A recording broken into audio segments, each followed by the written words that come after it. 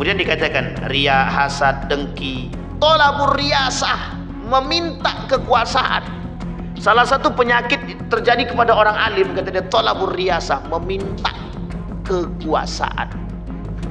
Saya tak singgung kemana-mana, Bapak Ibu tengok kiri kanan sajalah. Apa yang dimaksud dengan tolabur riyasah di sini? Kalau orang alim meminta kedudukan dan jabatan kepada pemerintah, bisa dipastikan ulama su. Apa kata Nabi dalam hadisnya? Man isdada minas sultani qurban wa masdada minallahi illa bu'dan. Orang alim yang mendekat kepada pemerintah, maka dia akan jauh daripada Allah. Pertanyaannya, berarti salah dong Ustaz setiap orang alim yang mendekat, yang dekat dengan pemerintah? Tidak salah. Tidak salah, tergantung pada ini, tergantung pada, jangan rendahkan diri di hadapan manusia, tapi rendahkan diri di hadapan Allah. Maka orang berilmu itu tinggi kapan dia? Tinggi dia itu ketika dia menjaga diri dia.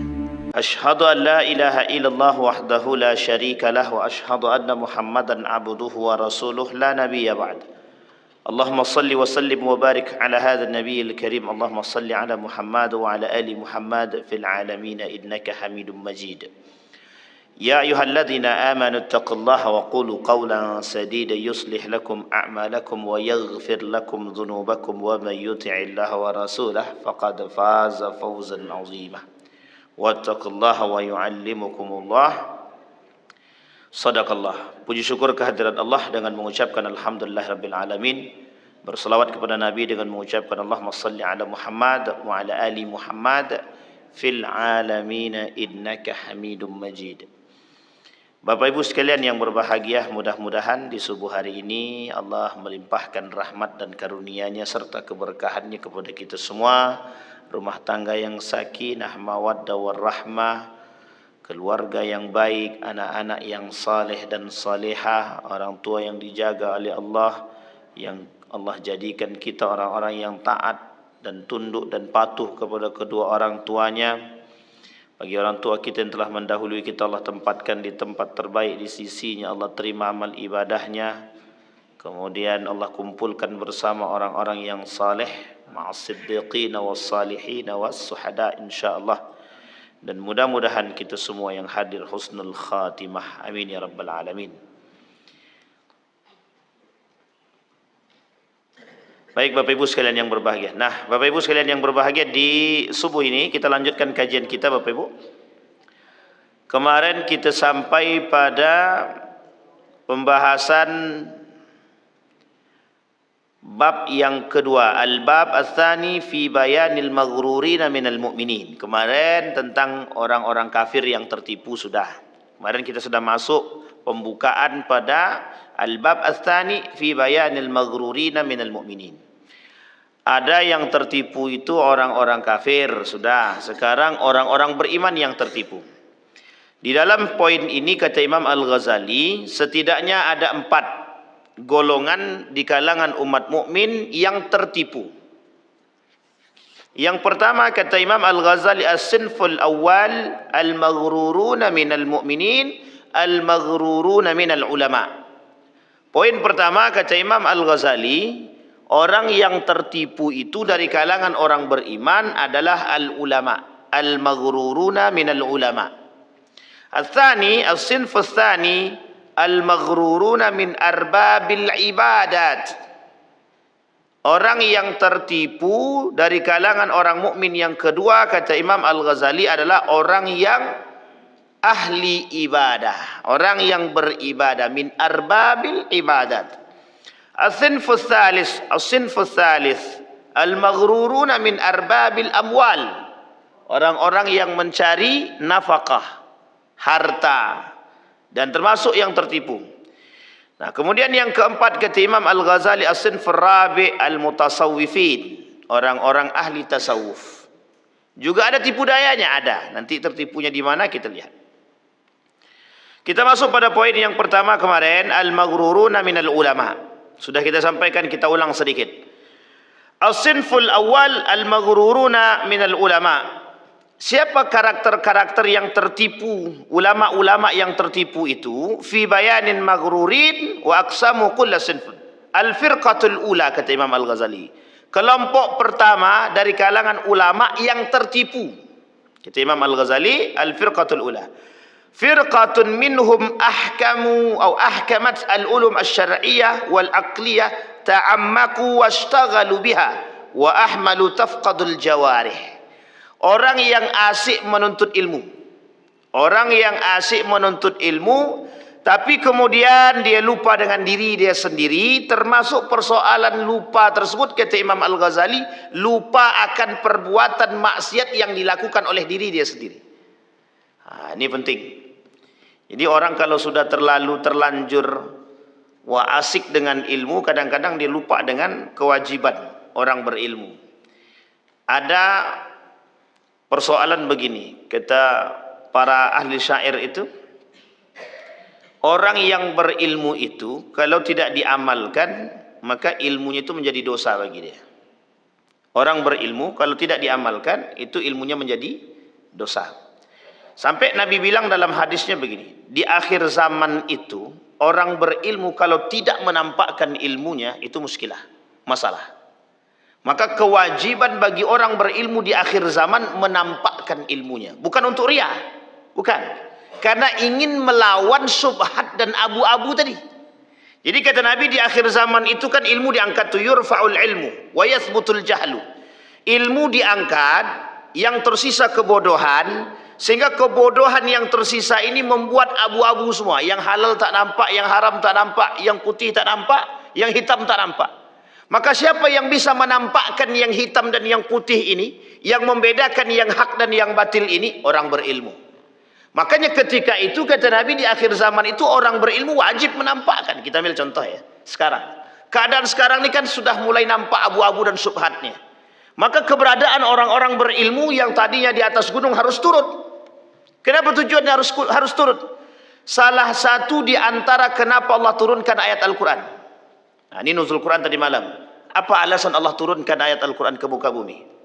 Bapak Ibu ada yang tahu alasannya kenapa Allah turunkan ayat Al-Quran? Ibu-ibu dulu, ibu-ibu. Ibu-ibu ada yang tahu? Apa alasan Allah menurunkan ayat Al-Quran ke muka bumi? Kenapa, Bu? Hah? Untuk petunjuk. Itu sama. Taurat juga untuk petunjuk, Injil juga petunjuk, Zabur juga petunjuk. Sekarang apa perbedaannya dengan Al-Quran? Bapak-bapak, apa perbedaannya? Kenapa Allah turunkan ayat Al-Quran? Tadi malam sudah nuzul Quran kan? Belum. Apa? Pembeda yang hak dan yang batil. Ada 4 poin kata para ulama kenapa Allah turunkan ayat Al-Quran. Poin pertama kata Allah, kenapa Allah turunkan ayat Al-Quran, mengumpulkan semua kitab-kitab itu. Zabur, Taurat, Injil, Sahifah, Suhuf dan Mushaf. Kumpulkan jadi satu. Yang kedua, alasan diturunkan ayat Al-Quran untuk membedakan yang hak dan yang batil. Kata Allah, yaumal taqal jam'an yaumal furqan. Jadi ayat pertama turun di malam 17 itu disepakati oleh para ulama disebut dengan yaumal furqan. 16 malam ke-17 disepakati oleh para ulama-ulama Quran itu disebut dengan yaumal furqan. Tahu Bapak Ibu yaumal furqan? Hari di mana terjadinya perbedaan mana yang hak, mana yang hak, mana yang batil. Sekarang pertanyaannya, mana isyarat yang hak dan yang batil itu? Dalam hari tersebut, hari ini 17. Apa isyaratnya? Isyaratnya perang Badar. Apa disebut Allah dalam Al-Quran? Yaumal taqal jam'an. Bertemunya 2 kabilah-kabilah besar. Satu kabilah muslimin, yang kedua kabilah kafir Quraisy, yang Allah menangkan akhirnya kepada kaum muslimin. Ini yang Allah sebut dengan yang hak umat muslim, yang batil orang kafir. Jadi persoalannya, untuk orang berilmu itu tujuannya itu, untuk membedakan mana yang hak dan mana yang batil. Kalau orang berilmu justru membuat yang tadinya sudah hak kemudian berubah menjadi batil, maka ini bermasalah dengan ilmu yang dia miliki. Apatah lagi kalau orang berilmu itu terpedaya dengan kaidus syayatin, tipu dayanya setan. Di dalam Al-Quran tipu daya itu Allah sebut 2. Untuk iblis itu ada 2. Kalimat pertama Allah gunakan kalimatnya makaru, makar. Ini kalau ada yang makar-makar diambil dari bahasa Arab, namanya makar. Yang kedua kaidun. Yang kedua namanya kaidun. Yang ketiga, Allah gunakan daripada sifatnya ablasa yublisu. Ablasa yublisu itu artinya iblis. Itu bahasa Arabnya. Iblis ini juga menurunkan sifatnya ablasa. Apa ablasa tadi? Ablasa. Bukan libas tapi ablasa. Apa arti ablasa? Menutupi diri dia. Dengan apa dia tutupi diri dia? Dengan talbis. Labbasa yulabbisu talbis. Apa arti talbis tadi? Memakaikan pakaian kepada badan seolah-olah tertutup semua. Ini namanya talbis. Allah sebutkan dalam Al-Quran dengan kalimat yang sama. Merujuk kepada sifat daripada ablasa yublisu dengan kalimat yang sama labbasa yulabbisu. Itu tipu daya Pak. Iblis. 3 setidaknya. 1 kaidun, yang kedua makar, yang ketiga talbis. Tingkatan ini diberikan kepada orang yang alim. Tapi pada tingkatan yang di bawahnya ada namanya sifat daripada iblis. Namanya syaitan. Syaitan ini bagian daripada sifatnya iblis. Punya karakter dan strategi 2. 1 waswasa, yang kedua sawwasa. Sama-sama kalimatnya atau berbeda? Beda atau sama? Waswasa, sawwasa. Apa perbedaannya waswasa dengan sawwasa? Orang mau sholat ke masjid, di tengah jalan ada bisikan, ntar dulu belum azan. Kemudian dia ragu, ke masjid enggak, ke masjid enggak. Ini namanya waswas. Tapi kemudian kalau kata setan, enggak usah ke masjid, di masjid itu enggak enak, cari masjid yang lain. Itu namanya sawwasa. Beda. Yang satu membuat kita ragu namanya waswas. Yang satu membisikkan untuk melakukan perbuatan tercela namanya sawwasa. Kedua-duanya min amalis syaitan. Kedua-duanya min amalis syaitan. Allah sebutkan kedua-duanya di dalam Al-Quran. Nah, kesemua ini datang untuk menghasut para orang-orang berilmu. Kata dia, ente kan sudah dikasih duit. Kalau sudah dikasih duit, udahlah. Fatwakan aja yang haram-haram tuh. Ini contoh nih, contoh. Sehingga Bapak Ibu sekalian yang berbahagia, kalau yang alim tadi tidak punya kekuatan imannya, dia tertipu oleh urusan piti tadi, itu berubah Pak. Yang fatwanya harusnya hak menjadi batil. Yang fatwanya harusnya hak menjadi batil. Makanya kenapa lisannya orang alim itu menunjukkan dia beriman. Jadi lisannya orang alim itu tunjukkannya cuma 2 Pak. Lisannya orang alim itu menunjukkan cuma 2. Kalau tidak menunjukkan akan keberimanannya menjadi seorang yang beriman, atau menunjukkan kemunafikannya sebagai manusia yang terjangkit penyakit nifaq. Coba beratnya orang beriman itu, orang berilmu. Jadi orang berilmu itu cuma 2. Kalau tidak mukmin dia munafik dia. Tapi bisa jadi kafir dia Ustaz, itu udah keluar. Tapi bisa jadi musyrik, itu orang yang lain.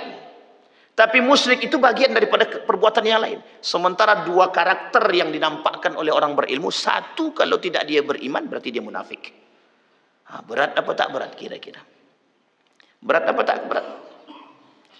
Sampai di sini bisa dipahami Bapak Ibu ya. Maka kata Imam Al-Ghazali, orang-orang berilmu tadi, pada masanya mereka akan tertipu dengan diri mereka sendiri. Dan mereka akan tertipu dengan ilmu mereka sendiri. Kenapa? Karena ketika mereka berilmu, asik dengan ilmu mereka melupakan diri mereka sendiri. Seolah-olah dengan ilmu yang mereka dapatkan itu mereka sudah menjadi orang yang terbaik. Dan itu dosa. Seorang alim mengaku alim, aku ini kan orang alim. Itu pasti tidak alim. Maka kalau ada orang mengaku dia soleh, pasti bukan orang soleh itu. Bukan orang soleh itu. Aku ini orang soleh, orang ahli ibadah. Itu tidak mesti itu yakin saya itu bukan orang ibadah, itu bukan ahli ibadah itu. Nah, ini kata Imam Al-Ghazali. Tolak ukur sederhananya adalah ketika ada orang alim berilmu mengaku berilmu, maka itu bisa dipastikan orang itu tidak berilmu. Kenapa kok tidak berilmu? Tapi ilmunya cerdas, Ustaz. Nampak sama kami. Betul, ilmunya tinggi, tapi dia tertipu dengan ilmu dia sendiri. Inilah yang dikatakan oleh Imam Al-Ghazali, orang ini berdosa terhadap diri dia. Dia berilmu, dia memiliki ilmu syar'i, tapi dia tak memiliki ilmu pada diri dia sendiri. Maka Bapak Ibu sekalian yang berbahagia, kalimat ini sebenarnya sejalan dengan apa yang Allah sampaikan dalam Al-Quran. Kabura maqtan 'indallahi an taqulu ma la taf'alun. Kesalahan orang nampak, kesalahan pribadi tidak nampak, tertutup. Nah itu yang berat tuh Pak, bagi orang berilmu yang begitu yang paling berat. Nampak dia yang wah pokoknya di hadapan manusia, mohon maaf jangan tersinggung. Di hadapan manusia begitu masyhur dengan keilmuan dia. Tapi ada hasad dan dengki dalam hati dia tak tahu. Hasad dan dengki dalam hati dia tak tahu. Orang seperti ini berilmu tinggi tapi dia tak tahu ada hasad dan dengki dalam diri dia. Padahal dia melakukan itu. Itulah yang disebut dengan orang yang berilmu yang tertipu dengan ilmu dia sendiri. Dia sampaikan kepada orang tak boleh hasad, tak boleh dengki. Harus sedekah, tapi dia pelit sedekah. Harus kita tak boleh iri kepada orang lain, tapi dia iri. Kita tak boleh dengki kepada orang lain. Kita harus memaafkan orang, tapi dia tak bisa memaafkan diri dia sendiri. Ini muskilah Pak. Masalah. Maka kata Imam Al-Ghazali, wa khatayahum wa hum minal maghrurina fa innahum law nadharu bi'ainil basirah, kalau mereka mau lihat ilmu itu terbagi dua. Kata Imam Al-Ghazali, al-ilmu ilman, ilmu itu ada annal ilma ilman, ilmu itu terbagi dua. Al-awwal ilmu al-muamalah, al-thani ilmu al-mukashafah. Kata Imam Al-Ghazali, ilmu itu terbagi dua. Satu ilmu al-ma'lum, ilmu yang dipelajari oleh orang-orang. Ini namanya ilmu maklum Pak. Kita belajar fisika, kita belajar agama, kita belajar fikih, kita belajar halal haram dan lain sebagainya. Semua ini namanya ilmu maklum. Ilmu yang nampak. Ada ilmu yang tak nampak. Ada, namanya ilmu mukasyafah. Inilah ilmu yang dipelajari oleh ahlul tasawuf, al-mutasawwifin, untuk membersihkan hati dia. Ini saya kasih tahu Bapak Ibu sedikit. Kata guru saya Profesor Dr. Yunahar Ilyas, kenapa orang-orang tasawuf atau sufi itu kuat hati dia? Cara belajarnya dulu menundukkan hawa nafsu dalam diri dewan, kata dia ke saya, itu mereka jalan dari rumah ke rumah ngemis. Bukan di tempat kota, tapi di desa-desa. Pergi mereka ke desa, keluar mereka, kemudian mereka jalan dari satu rumah ke rumah itu ngemis. Bukan berarti mereka miskin, bukan. Menundukkan hawa nafsu dan kesombongan yang ada dalam diri mereka. Coba bayangkan Pak. Dulu pernah saya uji coba Pak pada diri saya sendiri. Jadi waktu itu bukan tak mampu, sebenarnya orang tua mampu aja. Cuman saya coba jualan koran Pak. Jadi waktu di Jogja itu saya jual koran. Mahasiswa tapi jualan koran. Saya mau rasakan bagaimana rasanya seperti orang tak mampu tuh gimana gitu. Tapi tetap berbeda karena kita memiliki. Cuman kita merasakan betapa panasnya terik matahari mereka, di terik panasnya, di begitu panasnya mereka masih bisa mencari nafkah. Harus mau tak mau harus kerja kan? Mau tak mau harus kerja. Kita coba tuh Pak ikut berjualan untuk menundukkan ego, untuk menundukkan hawa nafsu, untuk merasa bersyukur. Ya Allah, melihat kita ke kiri dan ke kanan, ya Allah, begitulah perjuangan orang untuk mencari makan. Rela tuh berkelahi tuh Pak. Yang koran-koran tadi, kalau terlambat ngambil koran tadi, wah itu udah stres tuh. Kenapa stres terlambat ngambil koran? Takut koran itu sudah habis, diambil yang lain. Karena koran itu nanti orang datang ke kantor koran tadi ngambil rame-rame, baru kemudian mereka jual ke pinggiran Pak, ke jalan-jalan. Nah, dulu kan begitu tradisinya, sampai di pinggir jalan, Pak koran, keliling-keliling Pak. Kami merasakan itu Pak. Panas banget. Antara malu dan tidak malu. Ketika malu, tengok orang tadi. Ya Allah, anak kecil hanya pengen makan, jualan Pak. Kita yang sudah terlampau berkecukupan tapi tak punya rasa bersyukur kepada Allah, tunduk. Tapi begitu Pak setan selesai itu ya selesai. Hari itu dia tobat, kita minta ampun dekatnya dengan Allah. Tapi setelah itu kalau sudah tak berbaur dengan mereka lagi, lupa lagi Pak, balik lagi. Cara setan menghasut. Tapi cara menunjukkan ego itu, menundukkan ego dan kesombongan. Bayangkan Anda tidak ada apa-apanya di hadapan terik matahari. Sama sekali Pak. Bayangkan nanti di padang mahsyar itu. Di padang mahsyar semuanya berada di atas. Semuanya berada sama. Matahari cuma sejengkal dari kepala. Ini masih tinggi Pak di atas. Itu udah terasa panasnya.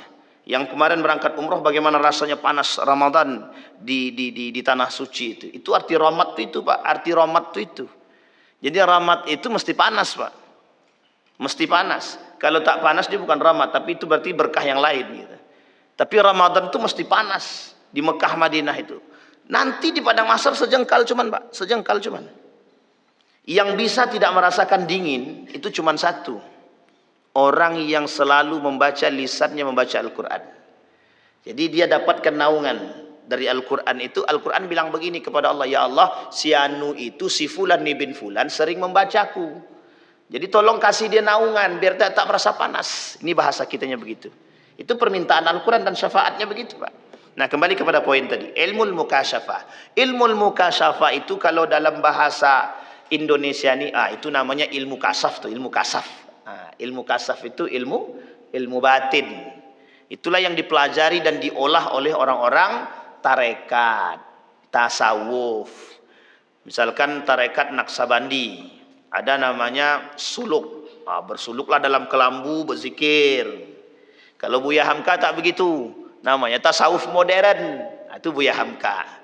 Dan lain sebagainya. Nah, kata Imam Al-Ghazali.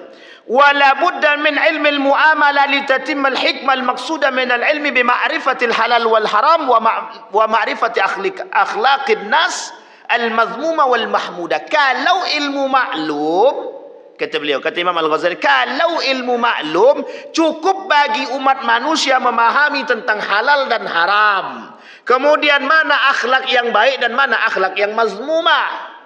Tujuan orang belajar berilmu, kata Imam Al-Ghazali, tujuannya untuk menampakkan kepada mereka mana yang hak dan mana yang batil. Setelah nampak mana yang hak dan yang batil, ilmu itu kemudian menjadi menghiasi diri dia, akhlak yang mazmumakah atau mahmudah.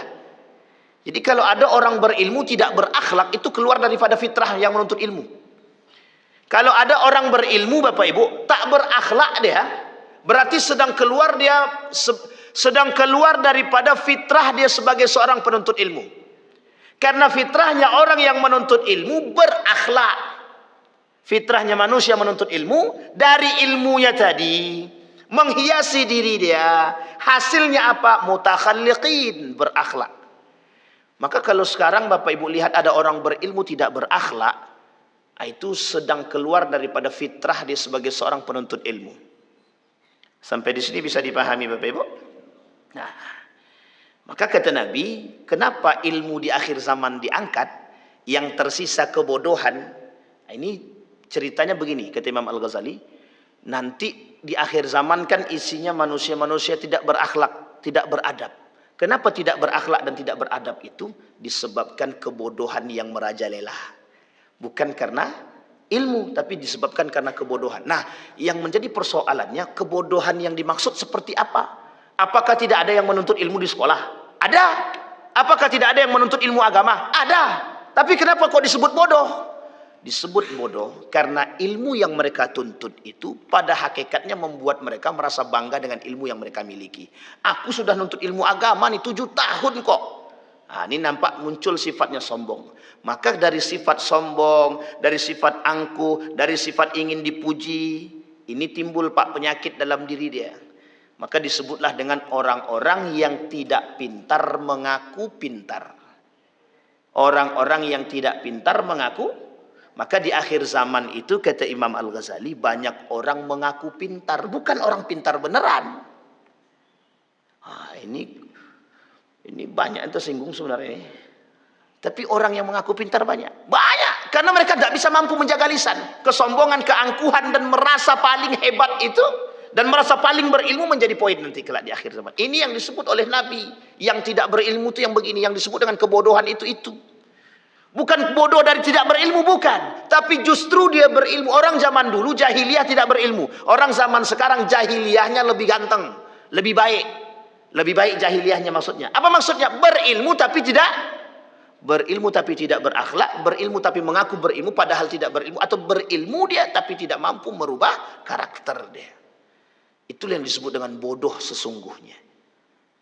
Kata Nabi, kata para ulama itu yang paling dikhawatirkan itu orang yang tidak berilmu tapi mengaku berilmu. Makanya kenapa disebutkan oleh Nabi dalam riwayat yang lain tentang akhir zaman itu, banyaknya orang-orang idza wusidal amru ila ghairi ahli fantadhiris sa'a, ketika diberikan satu urusan kepada yang bukan haknya maka akan tinggal tunggulah tanda. Itu sebenarnya poin itu sama, poinnya di situ. Nah, baik. Kemudian kata Imam Al-Ghazali merujuk kepada ayat Al-Quran, beliau sampaikan qad aflaha man zakkaha wa qad khaba man dassaha. Beruntunglah orang yang membersihkan diri dia, maka merugilah orang-orang yang di dalam diri dia ada kotoran. Nah, untuk membersihkan kotoran dalam diri ini, itu salah satu karakter yang bisa dilakukan kata Imam Al-Ghazali pakai ilmu mukasyafah. Ilmu mukasyafah itu bagaimana Pak Ustaz? Ilmu untuk membersihkan batin itu bagaimana? Kalau para ulama begini. Tapi ini bahasa para ulama. Kalau orang yang banyak beristighfar, dia bisa menundukkan diri dia. Kalau orang banyak bersolawat, dia melembutkan hati dia. Jadi Bapak Ibu kalau pengen lembut hatinya, perbanyak bersolawat. Nah, maksud para ulama itu ada namanya tirakat. Tahu Bapak Ibu tirakat? Kalau bahasa lainnya riyadhah, meriadhah hati. Nah, meriadhah ini bebas Bapak Ibu. Bapak Ibu punya pegangan masing-masing silahkan. Tapi jangan wajibkan ke orang lain. Tapi wajibkan pada diri sendiri boleh, tidak ada masalah. Misal, Ustadz, ane pengen megang solawat per hari itu 1000 kali. Itu terserah. Kembali kepada masing-masing. Boleh Pak, itu namanya riyadhah Pak. Riyadhah. Para ulama terdahulu tidak, termasuk sahabat Nabi, tidak ada satupun yang tidak punya pegangan. Sekarang saya kasih tahu Bapak Ibu. Setiap pimpinan pondok yang terdahulu, itu pasti punya pegangan. Kalau tidak punya pegangan, nggak akan bertahan pondok itu, Bu. Nggak akan bertahan. Setiap pimpinan pondok pesantren, termasuk yang sudah lama-lama itu pasti pimpinannya, kiainya punya pegangan. Kalau tidak punya pegangan Pak, tidak pegang, mesti hancur. Mesti hancur. Entah itu Al-Fatihah yang dia pegang, entah itu tahajudnya yang dia pegang, entah itu duhanya yang didawamkan, entah itu Al-Fatihahnya yang diperdalam, entah itu istighfarnya, entah itu sholawatnya, terserah. Suatu ketika seorang pemuda bertanya kepada pimpinan pondok Gontor. Apa kata beliau? Ustaz, kira-kira apa tirakatnya Ustaz? Apa jawaban beliau? Kalaupun aku kasih tahu, kalian tak akan sanggup, kata dia. Jadi pimpinan Gontor itu ada namanya Kiai Haji Abdullah Syukri Zarkasi itu Pak. Itu lisannya tidak pernah berhenti membaca surat Al-Fatihah. Setiap ada sesuatu yang dia inginkan di Al-Fatihah Pak. Yang lain itu misalkan tanah ya, dia suka tanah itu. Dia datang ke tanah itu, nanti malam dia datang ke tanah itu ditahajudin tuh Pak. Untuk perluasan pondok misalkan. Rata-rata orang seperti ini kan tidak memikirkan pribadi. Di Al-Fatihah itu Pak. Ditahajudinnya Pak, tanah itu Pak. Tidak lama kemudian yakin kepada Allah. Itu pasti punya kita. Nanti hak milik kita tuh. Tapi di Al-Fatihain Pak, tidak pernah. Tapi karena orang yang sudah terbiasa dengan meriadahi dengan itu. Apa yang terjadi? Betul. Tak lama kemudian datang orang. Ustaz, kami hibahkan tanah ini semuanya tuh. Untuk pondok. Katanya. Nah, coba bayangkan Pak. Tapi kuncinya cuma satu Pak. Harus dilatih. Kalau tidak dilatih tidak bisa. Tiba-tiba, oh ya Allah. Tidak bisa begitu Pak. Itu butuh latihan. Makanya kenapa seorang penjual roti bisa mendatangkan Imam Ahmad ibn Hanbal ke tempat dia. Itu Imam Ahmad ibn Hanbal. Saking kagumnya Imam Ahmad ibn Hanbal dengan istighfar saja, bukan orang alim. Manusia yang beristighfar ini bukan orang alim. Tapi mengapa bisa mendatangkan kaki orang alim yang keluar dari rumahnya tanpa sebab? Aku tidak punya tujuan ke Basrah nih. Tidak ada punya tujuan sama sekali. Kata Imam Ahmad ibn Hanbal, saya tidak punya tujuan untuk sampai ke sini. Masuk masjid kena usir, tidur kena usir, tidak tahu penginapan di mana. Tiba-tiba tukang roti yang ngajak nih tempat roti, tinggallah di tempat tidurku nih, kata dia. Istirahat aja di sini. Setiap hari tukang roti itu baca istighfar. Ditanya sama Imam Ahmad ibn Hanbal, ngapain kok ente istighfar terus? Tidak pernah berhenti. Semua doaku terkabulkan kecuali satu, kata dia. Aku pengen ketemu dengan Imam Ahmad ibn Hanbal. Apa yang terjadi? Saya lah orangnya nih, kata beliau. Saya keluar. Makanya saya bingung kenapa kok aku keluar dari rumah kok tanpa tujuan, kata dia. Padahal aku tidak punya tujuan ke sini, tidak punya tujuan. Inilah yang menjalankan, Allah yang memperjalankan. Artinya apa? Setiap orang pasti, Pak. Imam Ahmad ibn Hanbal itu punya wirid. Imam Nawawi punya wirid. Ini semua punya wirid-wirid masing-masing, Pak. Ibnu Abbas ada wirdu Ibn Abbas. Itu ada wiridnya masing-masing. Wirid Imam Nawawi. Itu orang tergantung mau yang perdalam yang mana. Artinya setiap orang harus punya pegangan.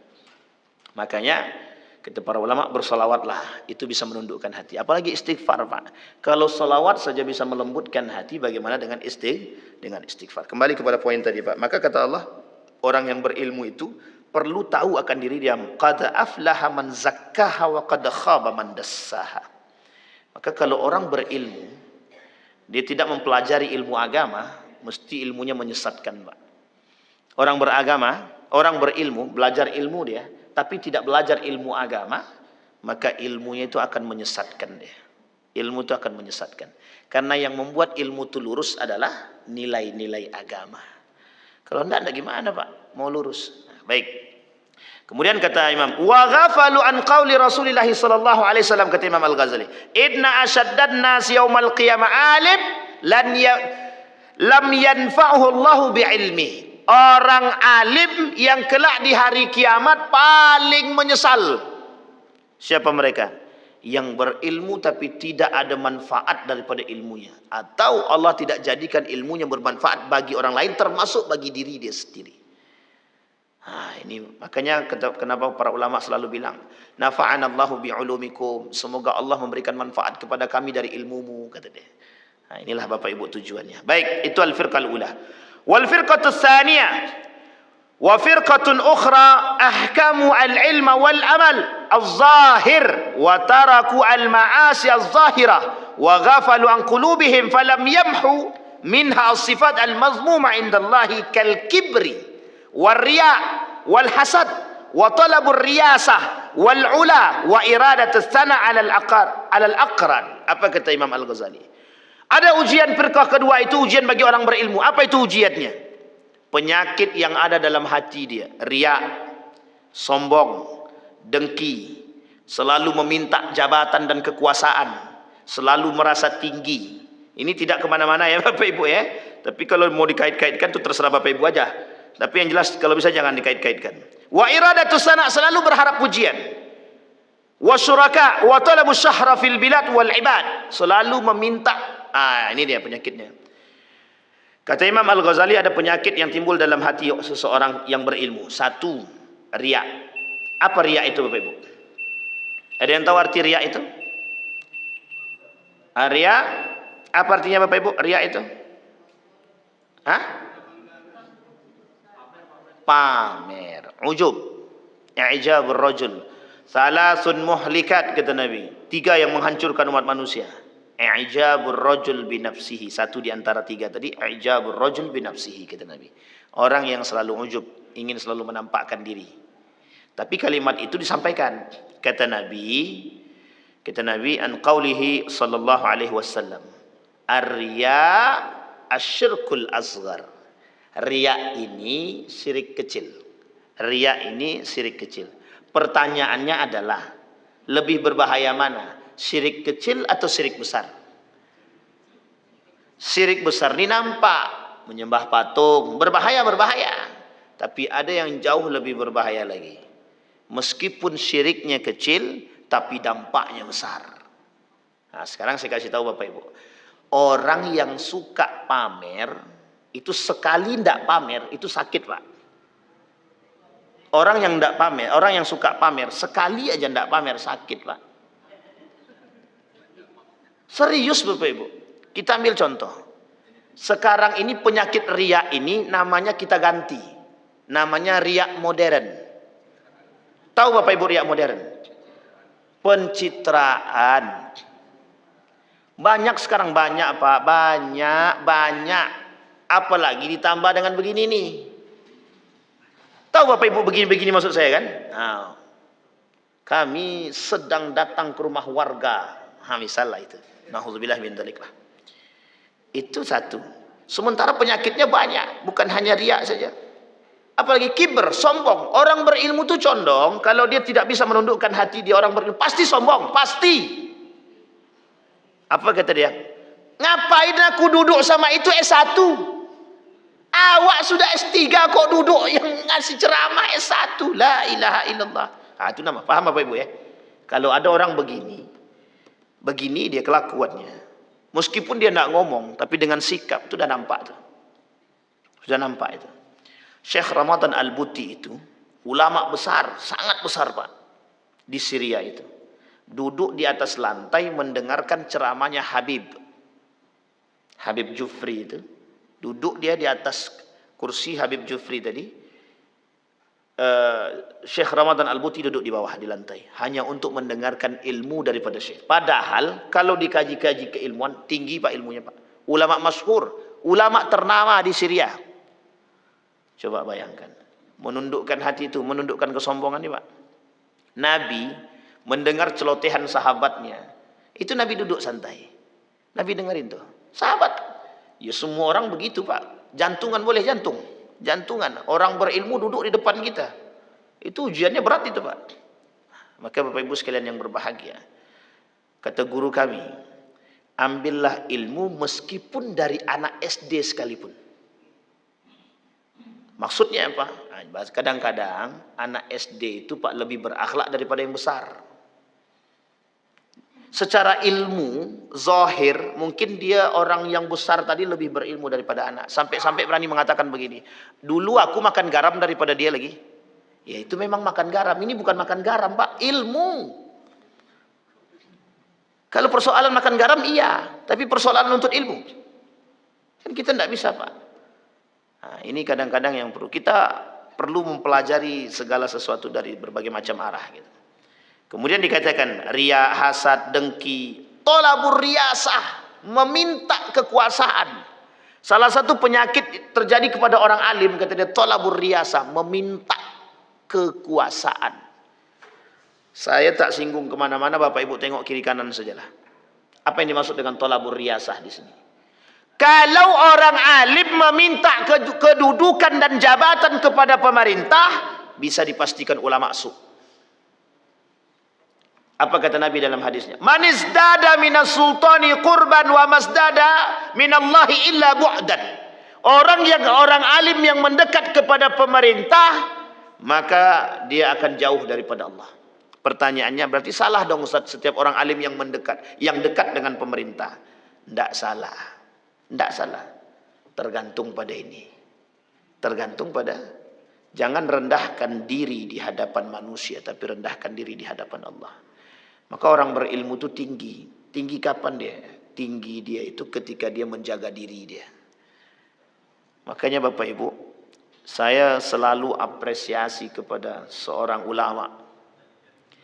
Begitu gagahnya. Terlepas daripada yang, ini yang saya pandang ya. Di luar yang saya pandang saya tidak tahu, na'udzubillah. Tapi yang saya pandang, dari cerita yang saya terima, seorang ulama besar di Indonesia ini, datang orang kepada dia memberikan uang 1 triliun, ditolak mentah-mentah.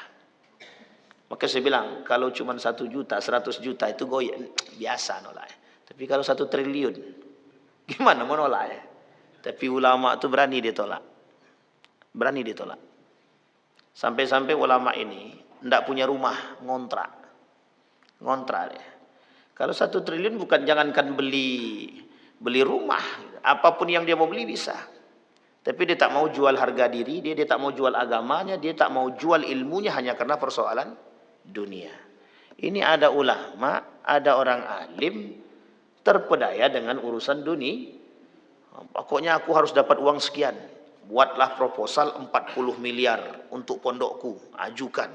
Kadang-kadang kita ya Allah, na'udzubillah min dzalik. Na'udzubillah.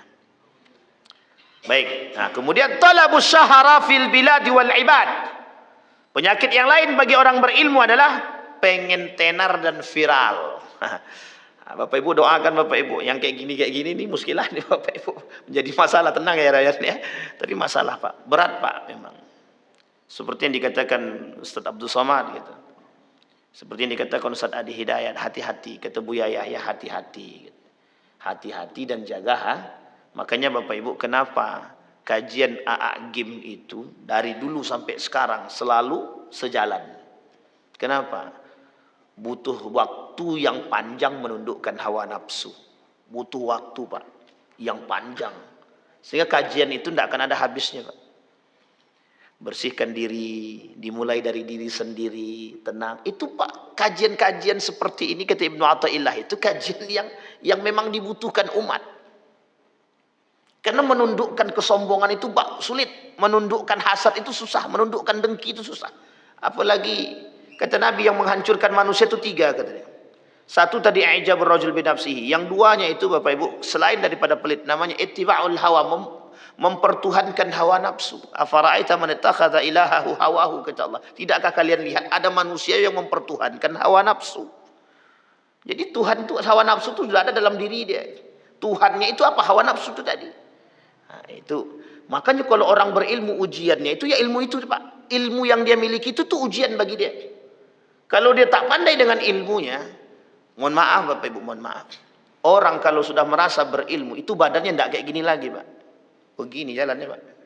Serius Pak. Naik badannya Pak. Maka orang seperti ini jangan pernah didebat. Tak akan mau kalah. Tidak akan mau kalah. Nah, ini karakter sederhananya. Baik Bapak Ibu sekalian yang berbahagia. Apa kata Nabi dalam hadisnya? Al-hasad ya'kulul hasanat kama ta'kulu an-nar al-hatab. Dengki itu memakan kebaikan-kebaikan yang kita terima, yang kita buat. Seperti halnya api memakan kayu bakar. Jadi Bapak Ibu jangan jadikan perbuatan-perbuatan tercela yang ada dalam hati kita ini untuk membakar semua amal-amal ibadah kita. Kembali kepada poin tadi kata Imam Al-Ghazali, berilmu bukan untuk dipamerkan, bukan untuk ditunjukkan, tapi berilmu untuk merubah akhlak kita yang tadi tak baik jadi baik. Jadi orang-orang yang mutakhalikin berakhlak. Nah Bapak Ibu sekalian yang berbahagia, ada pertanyaan Bapak Ibu? Silahkan Bapak Ibu jika ada yang mau ditanyakan. Asnaful maghrurin, orang-orang yang tertipu. Tafadhal Bang, silahkan. Waalaikumsalam warahmatullahi wabarakatuh. Mulai kelihatan apa nih Bang? Silakan lanjut.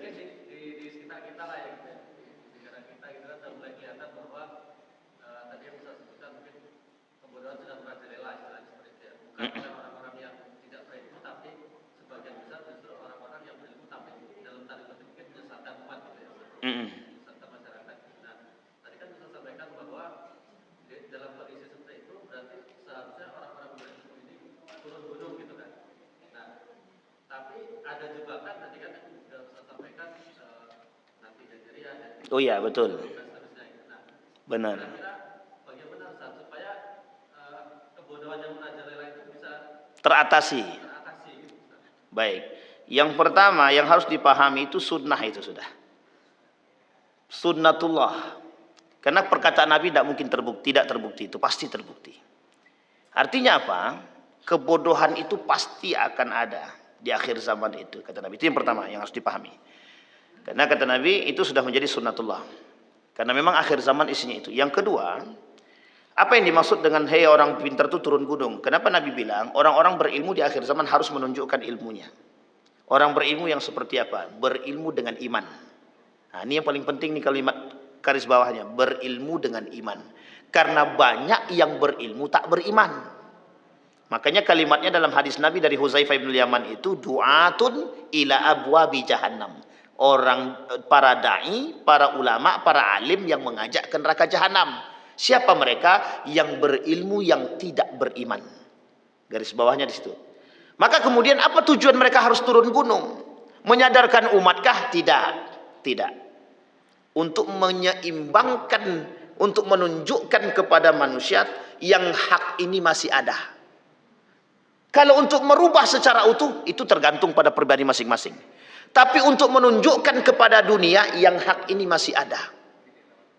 Batil merajalela, kemerajalela batil tadi itu menutupi yang hak. Sehingga kemunculan orang-orang berilmu dengan imannya tadi, itu menampakkan, mewarnai. Oh ternyata masih ada kebenaran itu. Oh ternyata yang hak itu masih ada. Tapi kalau untuk merubah orang-orang yang sudah terjangkit itu bisa-bisa. Tapi kita tak bisa berharap banyak. Karena itu kembali kepada personal masing-masing. Maka tujuannya adalah untuk menyeimbangkan yang batil tadi Pak. Makanya bahasanya begini. Kenapa kemungkaran merajalela? Karena diamnya orang yang beralim, yang berilmu, orang yang beriman. Tapi kalau orang beriman, sekarang bayangkan, nampak anda orang beriman sekarang?